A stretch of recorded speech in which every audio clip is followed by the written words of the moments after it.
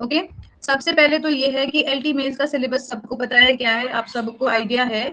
आपको ये ध्यान रखना है कि क्या मार्क्स मिलेंगे आपको, तो 200 मार्क्स का पूरा टेस्ट पेपर है और जिसमें 10 क्वेश्चंस आपको लॉन्ग मिलेंगे, टेस्ट क्वेश्चन शॉर्ट मिलेंगे। ये मैं आपको एक सम अप करके बता रही हूँ, सबको पता है सब कुछ, लेकिन कई बार गलती हो रही है।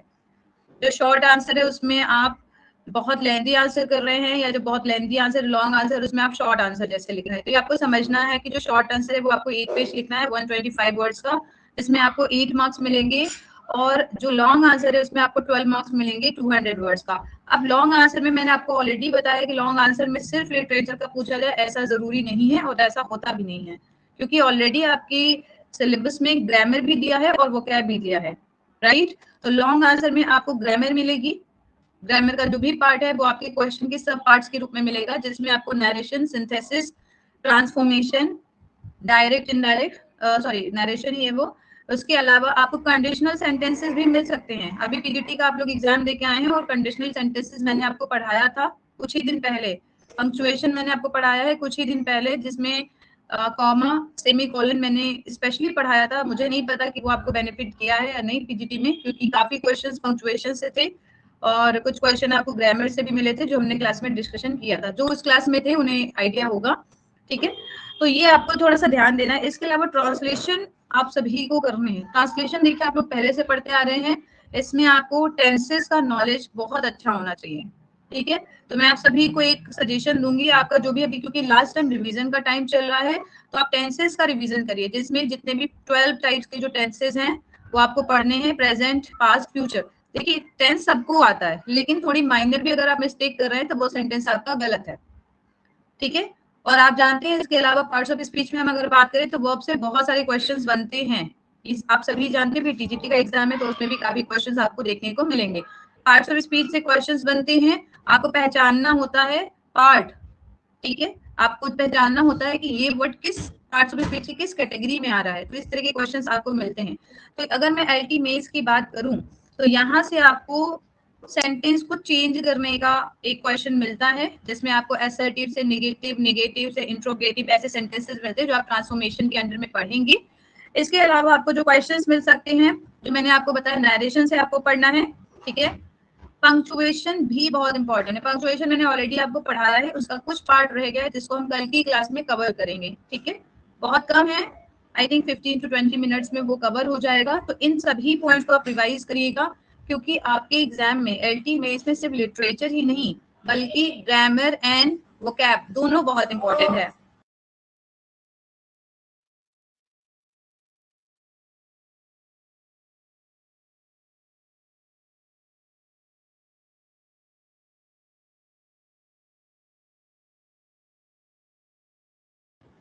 Hello, sorry. तो आई होप आपको ये क्लियर है। इसके अलावा देखिए आपके जो मार्क्स कैसे बढ़ेंगे वो मैं आपको बता रही हूँ, क्योंकि ये डिस्कशन की आज क्लास है और इसके बाद हम ग्रामर का रिवीजन भी करेंगे। तो सबसे पहले आपको समझना है कि सिर्फ लिटरेचर ही नहीं बल्कि ग्रामर पे आपकी पकड़ अच्छी होनी चाहिए। ग्रामर पे यदि आपकी अच्छी पकड़ है तो आपकी जो सेंटेंसेस का फॉर्मेशन है वो भी सही बनेगा। कहाँ पे कॉमा लगना है, कहाँ पे फुल स्टॉप, कहाँ पे आपको लेटर फर्स्ट लेटर कैपिटल होना चाहिए, कहाँ पे नहीं होना चाहिए, ये सब आपको ध्यान रखना है। स्पेशली जब आप आंसर राइटिंग करते हैं और जब आप नॉवेल का नाम लिखते हैं, ठीक है, शुरुआत में जब आप नॉवेल लिख रहे हैं जैसे the old man and the sea, तो उसमें आपको याद रखना है द का पी कैपिटल लेटर होगा, ओल्ड का ओ कैपिटल लेटर होगा, ठीक है। कंजंक्शन, प्रीपोजिशन, इनको हम कैपिटल लेटर में नहीं लिखते, फर्स्ट लेटर कैपिटल नहीं होते। बहुत छोटी सी चीज है पर गलतियां मुझे मिल रही हैं इसलिए मैं बता रही हूँ, ठीक है। इसके बाद मैन का एम कैपिटल होगा, the old man and the sea, फिर द का टी कैपिटल होगा, सी का एस कैपिटल होगा। तो इस तरह आप सभी को जब भी आप किसी वर्ड का नाम लिखेंगे आपको ध्यान रखना है, चाहे वो एनिमल फॉर्म हो, चाहे वो टिंटन एबी हो। ये काफी लोग इस गलतियों को कर रहे हैं तो इसको आप अवॉइड करेंगे। नेम का फर्स्ट लेटर कैपिटल में होगा, ठीक है। ये माइनर मिस्टेक्स है जो आप अवॉइड करेंगे। चलिए बात करते हैं ग्रामर के बाद दूसरा सेक्शन कौन है जिसपे आपको ध्यान देना है, वो है letter writing and dialogue writing. एक एक क्वेश्चन आपको जरूर मिलेगा और मैंने आपको बताया है फॉर्मल टाइप के लेटर, इनफॉर्मल टाइप के लेटर, और मैंने आपको एक लिंक भी भेजा था जिसमें आपको बहुत तरह के लेटर्स मिले होंगे और आपने पढ़े भी होंगे। बिजनेस लेटर थे, इंक्वायरी लेटर्स थे, राइट। और आप एक पार्टिकुलर अथॉरिटी को लेटर लिखते हैं तो किस तरह आपको लिखना है ये आपको ध्यान देना है। जी महक, आप अपने प्लीज डाउट्स को मैसेज कीजिए, मैं आपके डाउट्स को प्लीज पढ़ूंगी और उसके बाद आंसर करूंगी, ठीक है। अब इसके बाद देखिए एक जो सेक्शन है जो काफी मार्किंग वाला है, जो स्कोरिंग है, नॉट मार्किंग, स्कोरिंग है, वो है लिटरेरी फॉर्म्स एंड मूवमेंट्स। ठीक है, लिटरेरी फॉर्म्स एंड मूवमेंट्स में पोएट्री की फॉर्म्स, ड्रामा की फॉर्म्स, फिक्शन। जी, प्रीपोजिशन और आर्टिकल को मैंने कैपिटल लेटर में नहीं बोला है। प्रीपोजिशन, आर्टिकल और कंजंक्शन इसको नहीं लिखना है, लेकिन शायद मैंने दा का, अच्छा दा का मैंने फर्स्ट लेटर कैपिटल शायद बोल दिया। Okay, I am really sorry. ठीक है, जो बाकी जो लेटर, बाकी जो वर्ड्स है उन्हें आपको कैपिटल में फर्स्ट लेटर लिखना है। Okay, I hope this is clear. Okay, literary forms में आपको ये ध्यान रखना है कि जितने भी पोएट्री के टाइप्स है, मैंने ऑलरेडी बहुत डिटेल में आप लोग के साथ क्वेश्चन आंसर डिस्कस किया है, तो आप मुझे बताइएगा कि क्या आपको वो सारे पॉइंट्स क्लियर हैं, जिसमें आपको एलेग्री क्या होती है। एलेग्री को जब भी कोई टर्म आपसे पूछा जाए, आपको समझना है कि वो टर्म आपने समझा है या नहीं। अभी आपके पास मौका है, आप सभी के पास नोट्स अवेलेबल हैं। Okay, so we were talking about which were the topics that you have to focus, which are the topics that you have to focus. So allegory, sonnet, blank verse versus free verse versus heroic couplet आपको ऐसे पढ़ना है। ठीक है, इसके अलावा epic versus mock epic आपको पढ़ना है। लिरिक, ओड, एलिजी, ये आपको पैरेलल लेवल पे पढ़ना है कि किसमें क्या क्या डिफरेंसेस आ रहे हैं। ओड अगर आप पढ़ेंगे तो ओड के टाइप्स क्या है, एग्जांपल्स आपको पढ़ने हैं। तो इन सभी को आप नोट से कवर करेंगे, उसके साथ साथ एमिट एब्राम से भी कवर करेंगे, एंड आई होप आपने कवर किया है। ठीक है, ड्रामेटिक फॉर्म्स में आपको ये ध्यान रखना है कि ट्रेजेडी, कॉमेडी, इसके अलावा आपको सलोलिकी क्या होती है, एसाइड क्या होता है, ट्रैजिक हीरो क्या होता है, ट्रेजेडी क्या होती है, ये आपको अच्छे से पढ़ना है। इस तरह के क्वेश्चंस आपको हो सकता है शॉर्ट आंसर टाइप में मिले। ठीक है, ट्रेजेडी क्या होती है, कॉमेडी क्या होती है, ट्रैजिक फ्लॉ, हेमार्शिया, एनाग्नोसिस एंड पेरिपेशिया, क्योंकि ये ड्रामेटिक टर्म्स हैं इसलिए आपको पता होने चाहिए। हेमार्शिया आपको पता है, हेमार्शिया एक फ्लॉ होता है। ठीक है, एरर इन जजमेंट हम कह सकते हैं। फिर एनाग्नोसिस एंड पेरिपेशिया ग्रीक टर्म्स हैं। इसके अलावा आपको एसाइड एंड सोलोलुकी, क्योंकि हैमलेट में आपको देखने को मिलेगी, शेक्सपियर के वर्क्स में देखने को मिलेगी, आपको पता होने चाहिए। ट्रैजिक हीरो क्या होता है, ट्रेजेडी क्या होती है, मैंने ऑलरेडी आपको ट्रैजिक हीरो के एलिमेंट्स बताए हैं। He is neither too good nor too bad. ठीक है, अमोरल कैरेक्टर होता है and he belongs from a reputed family. ठीक है, वो कोई एक जनरल हो सकता है, कोई एक प्रिंस हो सकता है, जैसे आपको शेक्सपियर के प्लेस में देखने को मिलते हैं। कॉमन मैन नहीं होगा, ये आपको ध्यान रखना है, और उसमें एक फ्लॉ होगा, ट्रैजिक फ्लॉ, जिसकी वजह से ट्रेजेडी होती है, क्योंकि वो एक एमोरल कैरेक्टर है। इसी वजह से जो ऑडियंस है वो भी सिंपैथी फील करेगी। अगर कोई दुष्ट कैरेक्टर है, कोई इविल कैरेक्टर है, जैसे इयागो है, क्या उसके साथ अगर बुरा होगा तो क्या आपको बुरा लगेगा? बिल्कुल नहीं बुरा लगेगा, क्योंकि वो इविल है, उसके अंदर कोई अच्छाई दिखाई देगी। तो इसलिए आप इन सभी एक पॉइंट्स को पॉइंटर वाइज में ध्यान रखेंगे और उसको आपको मेंशन करना है। बहुत ज्यादा बढ़ा चढ़ा के नहीं लिखना, अपनी लैंग्वेज को सिंपल रखना है और अपने माइंड को शांत रखना है। आप में से काफी लोग, अब जो टेस्ट हो रहा है उसमें मुझे अलग से मैसेज कर रहे हैं कि मैम मेरा माइंड पूरा ब्लॉक हो जा रहा है और जब मैं आंसर लिखने बैठ रही हूँ मुझे कुछ याद नहीं आ रहा है। तो उसका रीजन ये है कि आप अब एग्जाम फोबिया से सफर कर रहे हैं ज्यादातर लोग। आप में से कितने लोग हैं जिन्होंने पढ़ा है अच्छे से, पर जब आप एग्जाम टेस्ट जब देने बैठ रहे हैं, ठीक है, या अभी जैसे जिन्होंने पीजीटी का एग्जाम भी दिया है, हालांकि पेपर बहुत आसान था पर उसके बावजूद भी काफी लोगों ने बहुत कुछ गलत किया है।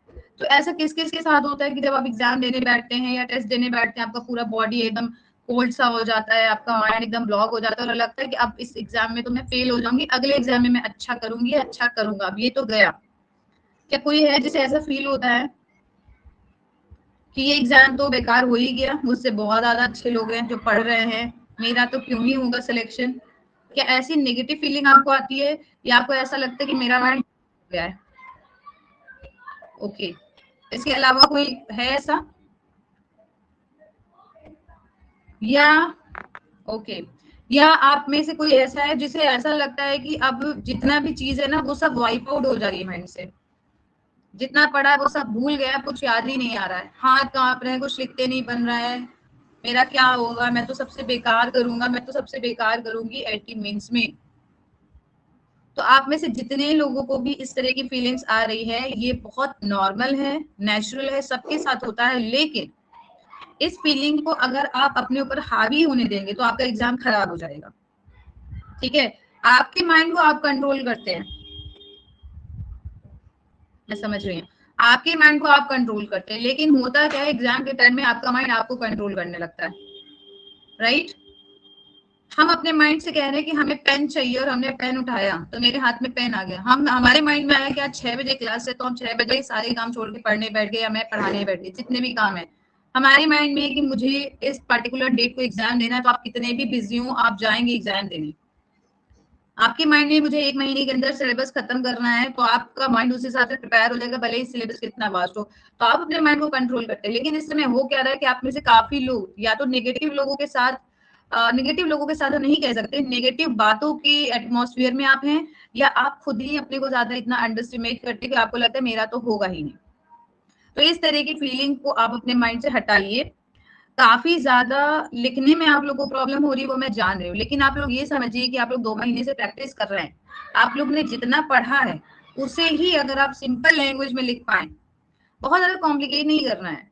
जो भी आप लिटरेचर में पढ़ते हैं उस आंसर को आपको पॉइंटर्स वाइज याद करना है। जैसे कि ओकोनमो का कैरेक्टर, ओकोनमो कैसा था व्यक्ति, बहुत मैनली कैरेक्टर था। मतलब मैनली का मतलब उसने वायलेंस से को रिलेट किया था। उसे अपने फादर की जैसे कमजोर नहीं बनना था, क्योंकि क्लैन मेंबर्स उन्हें बहुत ज्यादा रेस्पेक्ट नहीं देते थे, और यही उसका ट्रेजिक फ्लॉ था। प्राइड था उसके अंदर, राइट। उसने अपनी मैस्कुलिनिटी दिखाने के लिए एक कैरेक्टर, एक छोटा सा लड़का जिससे वो बहुत फादरली लव था ओकोनमो का, उससे कनेक्टेड हो जाता है, और लेकिन दूसरों को अपना मैनलीहुड दिखाने के लिए उसे किल करता है, और उसके बाद उसकी ट्रेजेडी शुरू हो जाती है उसकी लाइफ में। तो इन सारी घटनाओं को आप एक एक पॉइंटर्स में दिखाएंगे, जैसे ओकोनमो एज अ ट्रेजिक हीरो आता है, या माइकल हैंशर्ट का कैरेक्टर पूछा जाता है। तो इन सभी जो भी स्टोरीज हैं या जो नॉवेल्स हैं, जो ड्रामा है, वो सब आपने पढ़े हैं। पहली बार नहीं पढ़े, इससे पहले भी आपने कई बार पढ़ा है, पर क्योंकि आपके दिमाग में ये आ रहा है कि मुझे आंसर लिखना है, वहां पे आपको प्रॉब्लम आ रही है। तो मेरी आप सभी लोगों से एक सलाह है या रिक्वेस्ट मानिए कि ये जो नेगेटिव फीलिंग है कि मैंने इतना सारा पढ़ा लेकिन अब मेरे दिमाग में कुछ आ ही नहीं रहा, इसको हटाने के लिए एक ही तरीका है, और वो ये है कि जब आप लिखने बैठते हैं या जब आप रिवीजन करने बैठते हैं, उस समय केवल आपको उसी पे फोकस करना है। मेरा एग्जाम क्लियर होगा या मेरा एग्जाम क्लियर नहीं होगा, इस सारी जो भी थिंकिंग है उसको आप अपने एकदम दिमाग से हटा दीजिए। ठीक है, आप लोग पढ़ रहे हैं, आप लोग इस बात पे भरोसा रखिए, अपने अंदर आप हमेशा पॉजिटिव फीलिंग रखते रहिए कि नहीं मेरा अच्छा हो जाएगा, मैं अच्छे से पढ़ रही हूँ, मैं अच्छे से पढ़ रहा हूँ, तो आपके माइंड में भी वो मैसेज जाएगा। कंटिन्यू आप बोलते हैं मुझसे कुछ हो ही नहीं रहा, मुझे कुछ याद ही नहीं हो रहा, या एक यूनिट पढ़ने की जगह आप दूसरी यूनिट को अपने दिमाग में सोचेंगे तो भी आपको चीजें याद नहीं होगी। जैसे मैं अभी छोटा सा एग्जाम्पल देती हूँ, जैसे जीडीसी का एग्जाम है मेरा 31 को, बहुत सारी यूनिट्स है, लगभग 10 से 11 यूनिट्स है, और बहुत अलग अलग तरह की यूनिट्स है, बहुत नई यूनिट्स है। जब मैं पढ़ती हूँ तो ये ह्यूमन टेंडेंसी है कि एक यूनिट पढ़ते हैं मुझे लगता है कि अमेरिकन इंपॉर्टेंट है, अमेरिकन पढ़ती हूँ तो इंडियन छूट रहा है, ब्रिटिश लिटरेचर छूट रहा है, फिक्शन है, प्रोज है, पोएट्री है। तो क्या ये पॉसिबल है कि मैं सारी यूनिट्स को एक दिन में पढ़ डालूं? ऐसे तो मेरा सिलेबस कभी खत्म ही नहीं होगा, एग्जाम आ जाएगा।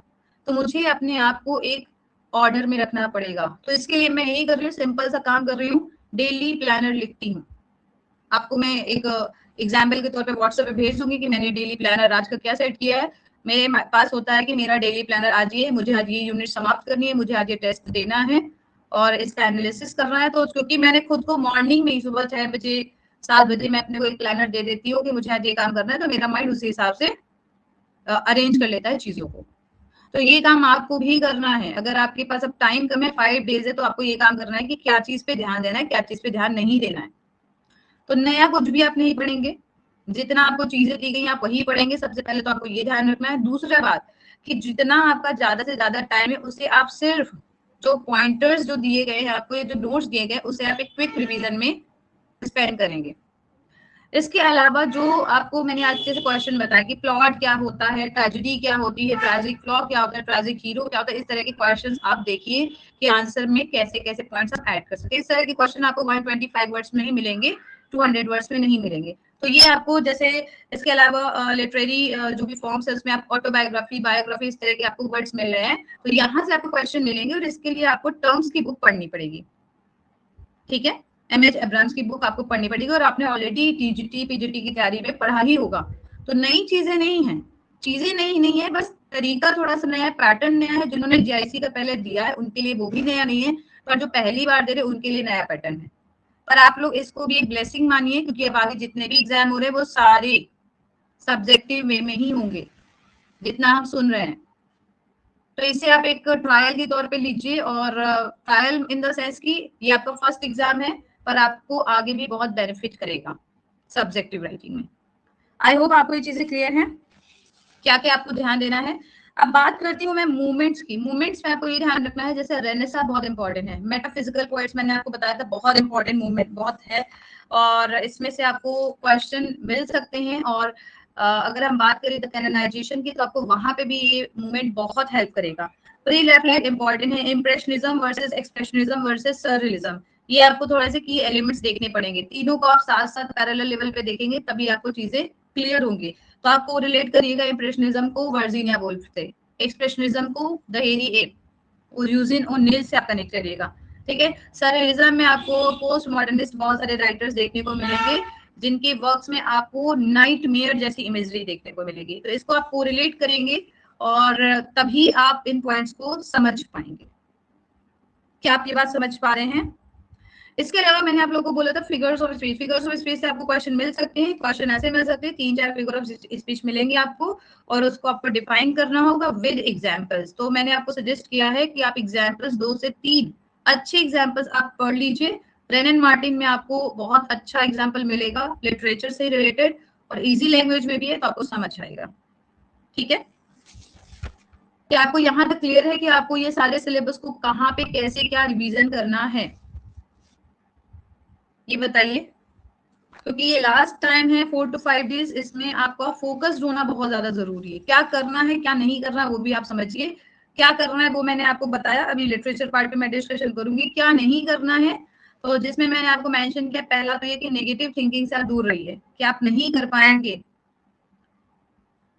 कोई बात नहीं प्रियंका, नो इशू, इतना आप उस पर ध्यान मत दीजिए। अगर आपका कंटेंट अच्छा है और राइटिंग थोड़ी सी नहीं भी अच्छी है या नहीं उतना लेटर साइज अच्छा है, तो इतना एग्जामिनर भी समझते हैं कि काफी लंबे गैप के बाद आप लोग लिखना शुरू किए हैं।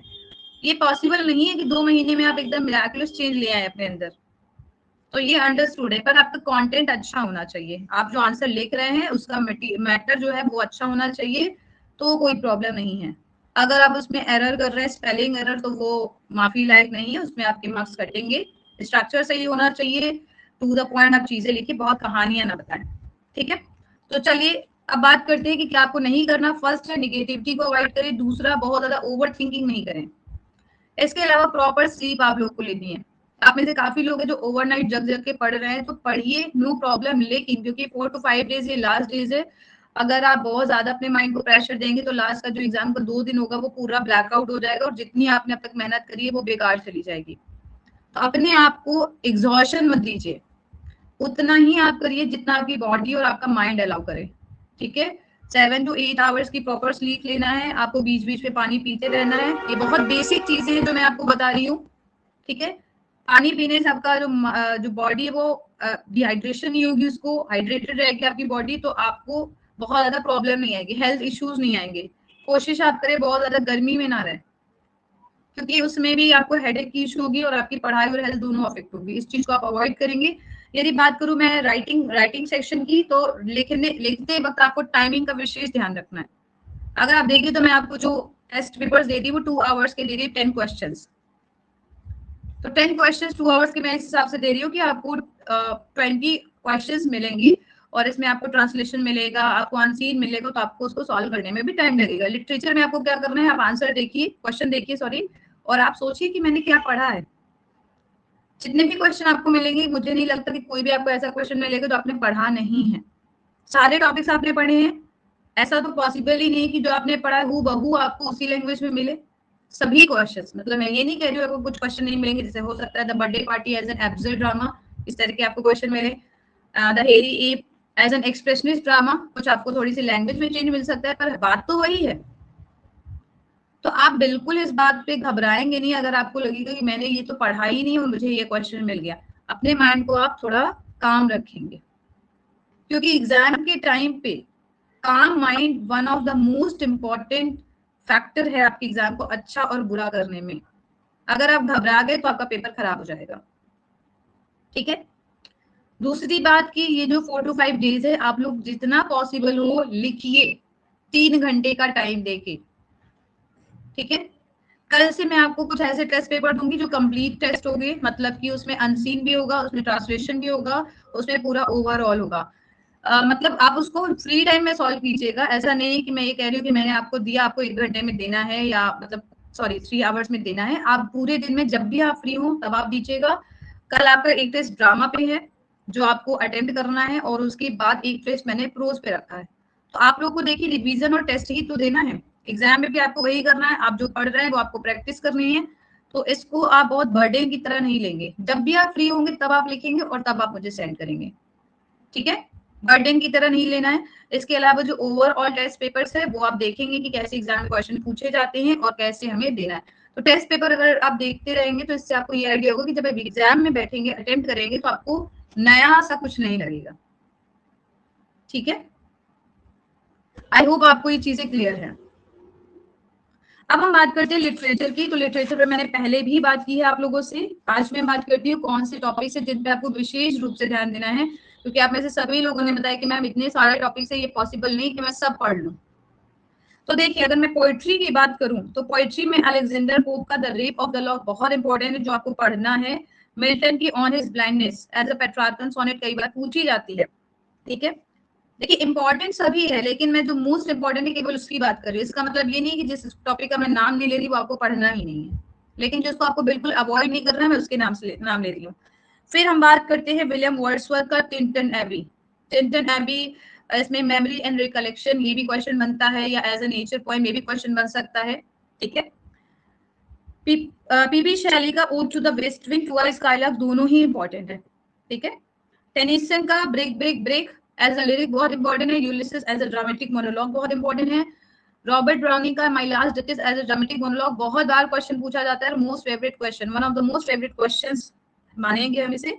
एडनॉल्ड का डॉवर बीच एज अ विक्टोरियन पोएम, ये आपको प्रिपेयर करना है, जिसमें आपको ये दिखाना है कि ड्यू टू साइंस जो फेथ है वो लॉस्ट हो गया था। राइटर का क्या उस पर रिफ्लेक्शन है और उसके बाद उन्होंने क्या सॉल्यूशन दिया है। तो यहाँ हम देखते हैं कि हालांकि एर्नोल्ड एक पेसिमिस्टिक टोन में स्टार्ट करते हैं इस पोएम को, लेकिन लास्ट में उनकी जो टोन है वो पॉजिटिव होती है। वो एक सॉल्यूशन मोड पे इस पोएम को फिनिश करते हैं। डब्ल्यू बेट्स की the second coming, sailing to Byzantium, दोनों इंपॉर्टेंट है। Sailing to the second coming में आपको जो मॉडर्न जो इमेजरी है वो आपको दिखाने, पोस्ट मॉडर्न हम कह सकते हैं। इसमें आपको वर्ल्ड वॉर का इफेक्ट देखने को मिलेगा, ठीक है? और इसके बाद जो उन्होंने एंटी क्राइस्ट की जो इमेजरी दिखाई है वो काफी इंपॉर्टेंट है। तो यहाँ पे आपको एक एक वर्ड पे ध्यान देना है। Turning in the widening gyre, ठीक है? Mere anarchy is loosed upon the world, ये आपको ध्यान देना है। सेलिंग टू बाइजेंटियम, ये भी इंपॉर्टेंट है। बाइजेंटियम किसका सिंबलिज्म है ये आप जानते हैं, परमानेंस का। आर्ट जो कि परमानेंट है, ठीक है? और ये जो दुनिया है ये इम्परमानेंट है। तो यहाँ से आपको इमेजरी थोड़ी सी ध्यान रखनी, लाइंस याद रखनी है। टीएस एलियट का द वेस्टलैंड, ये तो इंपॉर्टेंट है ही। इसमें आपको मिथ, सिंबोलिज्म, ये आपको प्रिपेयर करना होगा। और as a post modern poem हम कह सकते हैं, या as an outcome of world war, fragmentation, modernist poem, बहुत सारे आपको एलिमेंट्स यहाँ पे मिलेंगे। In memory of W B Yeats as a modern elegy, काफी इंपॉर्टेंट है। अब हम बात करते हैं रॉबर्ट फ्रॉस्ट की birches and stopping by woods की। तो इन दोनों पोएम को अगर हम सभी अमेरिकन पोएम्स की बात करें तो यहाँ पे आप थोड़ा सा थीम प्रिपेयर करेंगे, ठीक है? यहाँ पे बहुत ज्यादा आपको 3 से 4 क्वेश्चन प्रिपेयर नहीं कर रहे हैं। आप अगर थीम प्रिपेयर कर लेंगे तो आपसे अगर कोई भी क्वेश्चन बनेगा आप उसे अटेम्प्ट कर पाएंगे। 2-2 लाइन आप प्रिपेयर करेंगे, 2-2 छोटी छोटी कोटेशन, और कोई भी क्वेश्चन पूछा जाए तो आप लिख पाएंगे। गीतांजलि मैंने आपको बोला था, यहाँ पे भी आपको थीम बेस्ड या समरी भी आप पढ़ लेंगे तो भी आपसे आंसर बन जाएगा। ऋषि म्यूजिकल का नाइट ऑफ द स्कॉर्पियन काफी इंपॉर्टेंट पोएम है, इसे आप स्किप नहीं करेंगे। कमला दास का an introduction poem as a confessional poem काफी इंपॉर्टेंट है, बहुत बार पूछा जाता है।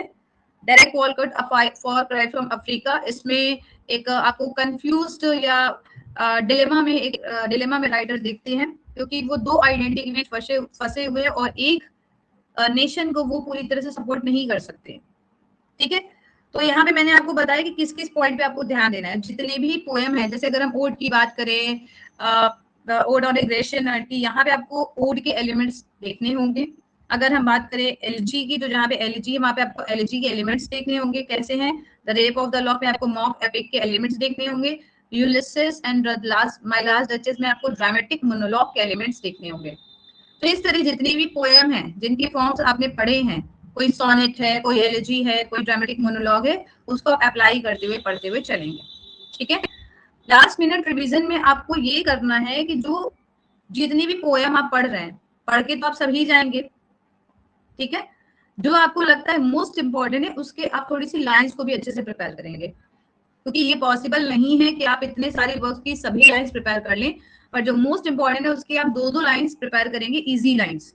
कॉम्प्लेक्स लाइंस है जो आपने कभी नहीं पढ़ी वो आप नहीं याद करेंगे। उसका रीजन ये है कि जब हम कंफर्ट जोन में होते हैं तो हमें चीजें याद हो जाती हैं, एग्जाम में तो कई बार हमें आते हुए क्वेश्चंस गलत हो जाते हैं, राइट। जैसे मैं अगर अपनी बात बताऊं तो पीजीटी का मैंने एक क्वेश्चन गलत किया था, कल ही मैं उसे सॉल्व कर रही थी, वीनस एंड एडोनाइस, ठीक है, उसका फॉर्म पूछा गया था कि वो किस फॉर्म में लिखी गई है, और उसमें शायद मैंने सस्ता रिमा कर दिया था, क्या किया था मुझे याद नहीं आ रहा।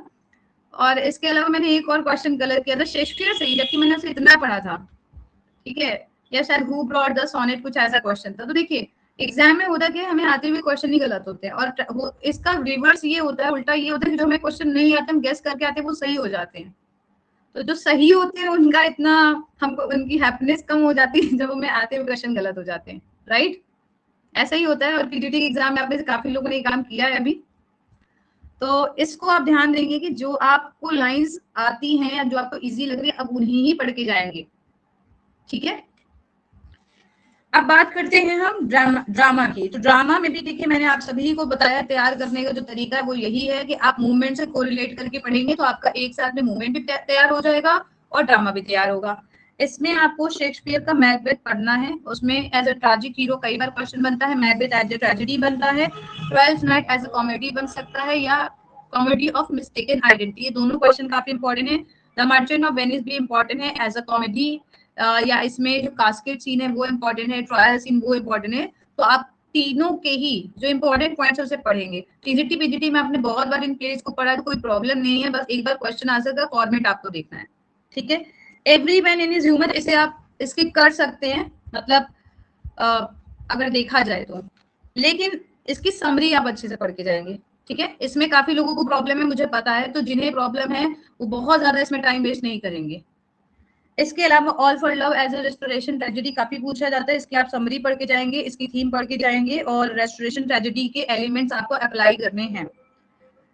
ऑन्स एंड द मैन, इसमें as a anti romantic comedy काफी ज्यादा क्वेश्चन पूछा जाता है, इसमें वॉर वर्सेस लव ये थीम है, एंटी वॉर एलिमेंट्स आपको देखने को मिलेंगे, तो ब्लंचली का कैरेक्टर आपको समझना है इसमें, ठीक है। गैल्सवर्दी का justice as a social realistic play काफी इंपॉर्टेंट है। जस्टिस की आपको स्टोरी पहले से पता है, टीजीटी की आप लोग तैयारी कर रहे हैं, जस्टिस में आपको कैरेक्टर्स के नेम याद रखने हैं। ड्रामा में कैरेक्टर्स के नेम काफी इंपॉर्टेंट है, ड्रामा और नॉवेल दोनों में। तो कैरेक्टर के नेम की स्पेलिंग आप में से कुछ लोग आंसर में गलत करें, वो काम आपको नहीं करना है, ओके। हैरोल्ड पिंटर का द बर्थडे पार्टी, ये आप पढ़े हैं आप लोग already, as an absurd play ही ये क्वेश्चन बनता है, तो आपको उसी को प्रिपेयर करना है। यूजिन ऑलिल का द हेरी एप, ये एज एन एक्सप्रेशनिस्ट प्ले ही बनता है, तो अगर आप एक्सप्रेशनिस्ट प्ले भी प्रिपेयर कर लेंगे तो कोई भी क्वेश्चन बनेगा आप उसे आंसर कर पाएंगे। इसके अलावा इसमें सिंबलिज्म आप प्रिपेयर करेंगे, जैसे शिप है वो भी सिंबलिज्म है, ठीक है, वो जो केज है जो लास्ट में आता है वो भी सिंबॉलिक है। तो एक्सप्रेशनिस्ट प्ले में आपको बहुत सारे सिंबल्स मिलेंगे, इसे आप प्रिपेयर करेंगे। ऑर्थर मिल में all my sons as an American dream, American tragedy काफी इंपॉर्टेंट है। देखिए प्ले में मैं कोई ऐसा नहीं कह सकती कि कोई इंपॉर्टेंट नहीं, क्योंकि जितने भी मोस्ट इंपॉर्टेंट प्लेज हैं जो बीए और एमए के सिलेबस में हैं, या जो जितने भी कॉम्पिटिटिव एग्जामिनेशन उसमें से मोस्ट इंपॉर्टेंट प्लेज आपकी आज आपके सिलेबस में दिए हैं, तो इंपॉर्टेंट सभी है। यहाँ से एक एक आंसर आप पढ़ेंगे, एक दिन में एक यूनिट आप समाप्त करेंगे और उसके साथ 2 से 3 या 4 ग्रामर के टॉपिक्स आप पढ़ेंगे, साथ ही वोकैब आप रिवीजन करेंगे। डेली आपको टारगेट देना है, फोन आप बंद कर दें, डू नॉट डिस्टर्ब मोड पे लगा दें, नहीं 4-5 दिन फोन चलाएंगे तो कोई दिक्कत नहीं है, ठीक है। गिरीश कर्नाटक हैवदन, हैवदन यहाँ पे आपको आइडेंटिटी क्राइसिस की थीम दिखानी होगी। बहुत इजी प्ले है, बहुत सिंपल लैंग्वेज में आपने पढ़ा है। पद्मिनी का कैरेक्टर आपको याद रखना है, देवदत्त और कपिल, तीनों के पॉइंट ऑफ व्यू से आप लोग बताएंगे, और काफी लोगों ने इसमें आंसर भेजा था जो कि बहुत अच्छा आंसर था, ठीक है। अब बात करते हैं प्रोज सेक्शन में। तो प्रोज सेक्शन में देखिए कुछ बहुत इंपॉर्टेंट है, कुछ आप अवॉइड कर सकते हैं। जिसमें सबसे ज्यादा इंपॉर्टेंट है वो है फ्रांसिस बेकन का। Francis Bacon as an essayist भी काफी क्वेश्चन बनता है। ऑफ स्टडीज ऑफ ट्रुथ की समरी को आप थोड़ा सा देखेंगे क्या क्या पॉइंट्स हैं। तो ऑफ स्टडीज की मेरिट्स एंड डिमेरिट्स, स्टडीज की मेरिट्स एंड डिमेरिट्स ऐसे क्वेश्चन बन सकता है। ऑफ ट्रुथ के बारे में राइटर ने क्या बोला है, तो यहाँ से आपको थोड़ा सा एक क्विक समरी आपको पढ़नी है। समरी में आपको पॉइंटर्स मिल जाएंगे कि यहाँ पे राइटर ने ये बोला, यहाँ पे राइटर ने ये बोला। इसके बाद जो दूसरा मोस्ट इंपॉर्टेंट है वो है ड्रीम चिल्ड्रन। ठीक है, देखिए सिलेबस में तो पढ़ना आपको सभी, लेकिन मोस्ट इंपॉर्टेंट मैं बता रही हूँ, ड्रीम चिल्ड्रन में ह्यूमर एंड पैथोस काफी इंपॉर्टेंट है। इसके अलावा इसमें आपको थोड़ा सा कैरेक्टर बताना है, जैसे कि जॉन का कैरेक्टर, उनके भाई का कैरेक्टर, ठीक है, उनकी बिलवड एंड साइमंस उनका कैरेक्टर, वो आपको पोर्ट्रे करना होगा। चिल्ड्रन, ग्रैंड मदर, जब भी आप आंसर लिखेंगे आपको इन सभी पॉइंट्स को मेंशन करना होगा। और आप सभी जानते हैं कि dream children is one of the best examples of autobiographical essays, जिसमें आपको ऑटोबायोग्राफिकल आपको एलिमेंट्स मिलेंगे। और ह्यूमर और पैथोस इसलिए है क्योंकि यहाँ पे हम देखिए चार्ल्स लैम्ब की जो टोन है वो बिल्कुल पैथेटिक नहीं होती, थोड़ा सा वो सैड होते हैं, लेकिन तुरंत वो कुछ ना कुछ ऐसे पॉइंट्स लाते हैं जिसपे जो टोन है वो लाइट हो जाती है। ठीक है, इसके बाद है महात्मा गांधी का my experiment with truth as an autobiography, काफी इंपॉर्टेंट है। और जितने भी एग्जाम में महात्मा गांधी से क्वेश्चंस बनते हैं, भले ही आपको बोरिंग लगे, समझ में ना आए, बट क्वेश्चन बनता है। तो यहाँ पे देखिए आपको बहुत ज्यादा हेडेक नहीं लेना है, यहाँ पे आपको रिसर्च नहीं करनी, सिर्फ आपको एज एन ऑटोबायोग्राफी के कुछ पॉइंट्स पढ़ने हैं, जिसमें आप उसमें स्टीलिंग वाला पॉइंट बताएंगे, आप ये बताएंगे कि उन्होंने अपनी लाइफ को एज एन एक्सपेरिमेंट दिखाया है, कि उन्होंने बहुत सारे प्रैक्टिसेस किए हैं जिसमें कुछ फेलियर रहे हैं, कुछ सक्सेसफुल रहे हैं। तो उन्होंने अपने आप को एक डिवाइन फिगर के रूप में नहीं दिखाया है, ना ही बहुत ऐसे व्यक्ति के रूप में जो हमेशा सही करते हैं, उसमें कुछ गलती भी है, कुछ सही भी है। उन सभी पॉइंट्स को आपको डिस्कस करना है। आंसर राइटिंग का मैंने फॉर्मेट आपको बताया है। इंट्रोडक्शन, मेन बॉडी को 3 पार्ट्स में डिवाइड करेंगे। अगर आपको लगता है कि आपको टाइम अलाउ कर रहा है तो आप 4 पैराग्राफ कर सकते हैं, बाद में कंक्लूजन आप में से काफी लोग जब मुझे टेस्ट भेजते हैं तो पूरा आंसर आप अच्छा लिखते हैं, कंक्लूजन आप बेकार कर देते हैं। ये आपको नहीं करना है।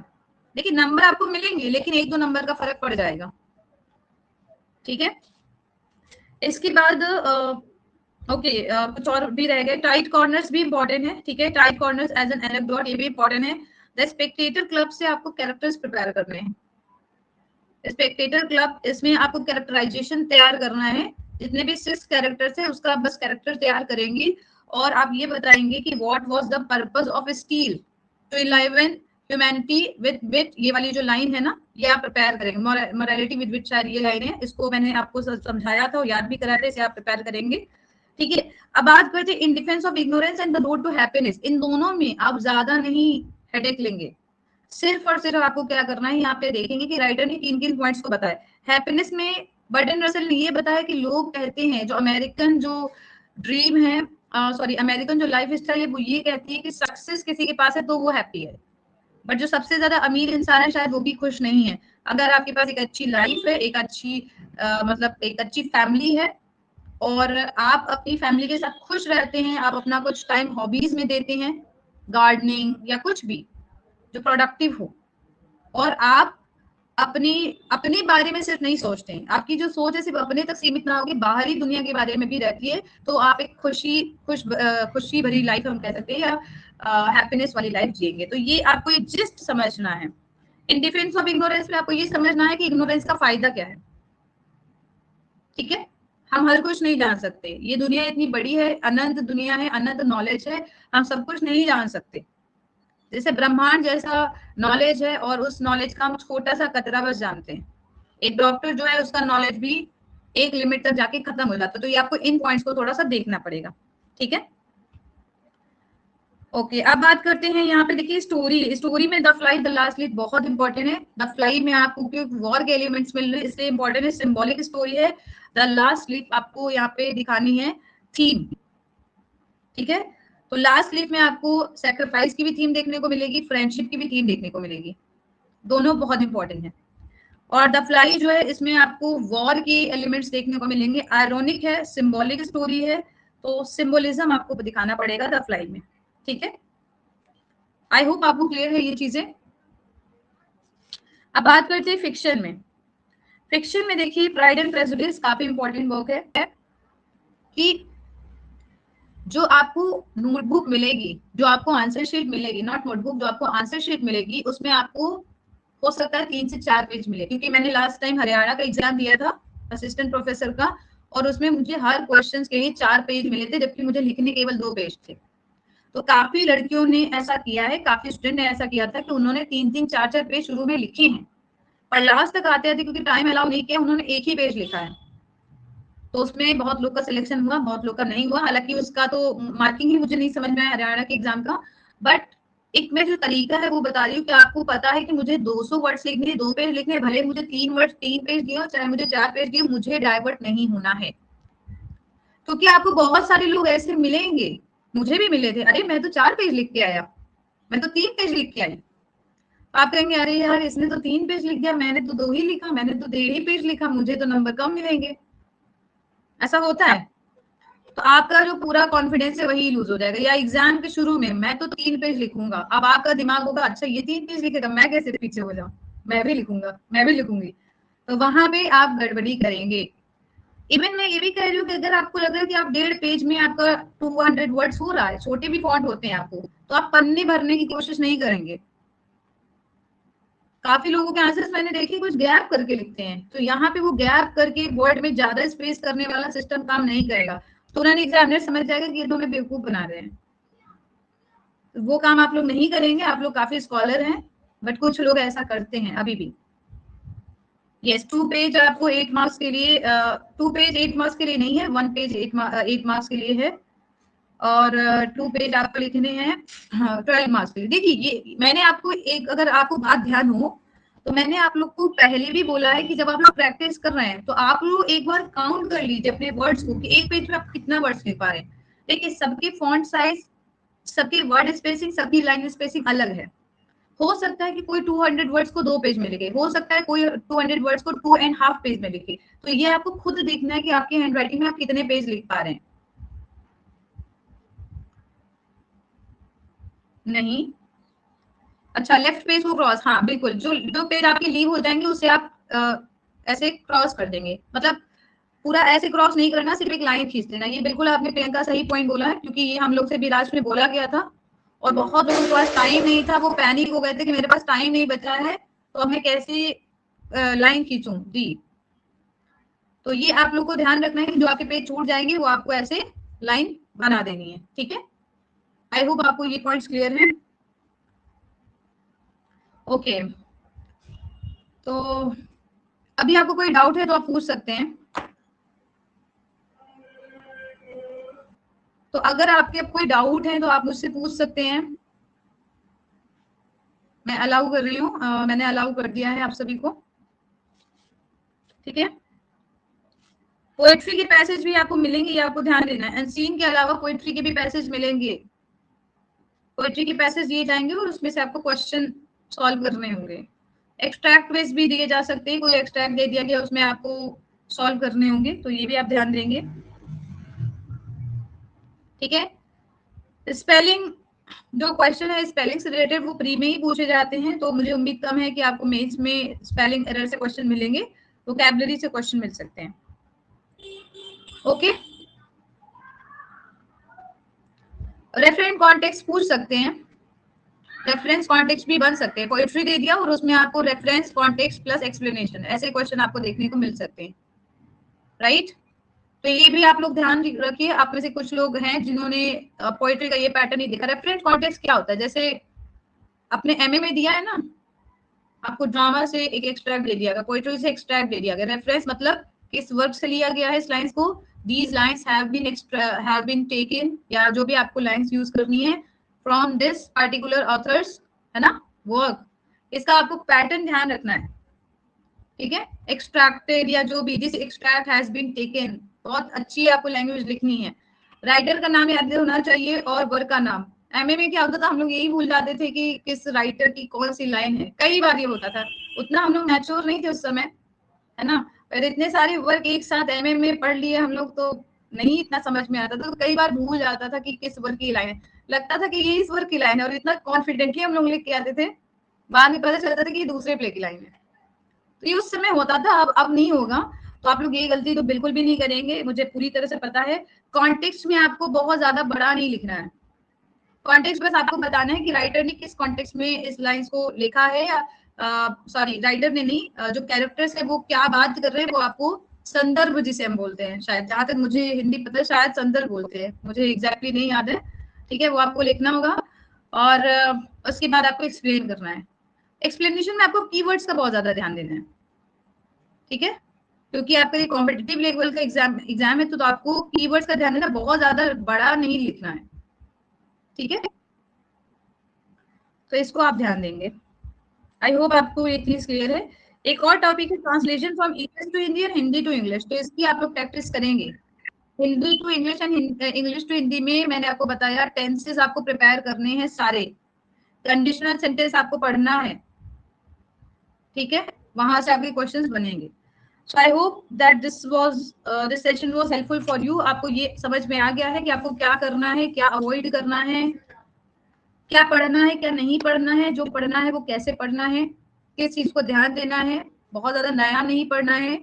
टॉपिक्स तो देखिए सारे ही इंपॉर्टेंट है, तभी तो आपके सिलेबस में है, लेकिन हमें किस पार्टिकुलर टॉपिक में किस पार्टिकुलर पॉइंट पे ध्यान देना है वो आपको समझने की जरूरत है। हर चीज में हर बातें इंपॉर्टेंट नहीं है, ठीक है। और टर्म्स एंड मूवमेंट्स काफी ज्यादा इंपॉर्टेंट है, उसके आपको जितने भी नोट्स दिए गए हैं वो आप रिवाइज करेंगे, जितने भी पॉइंटर्स हैं वो आप रिवाइज करेंगे। लैंग्वेज अच्छी होनी चाहिए और मुझे उम्मीद है कि आप लोग बहुत अच्छा करेंगे। ग्रामर आप अच्छे से पढ़िएगा, ग्रामर जिसकी भी अच्छी नहीं है अभी भी 4 से 5 दिन है, आप रिवाइज करिए, ठीक है।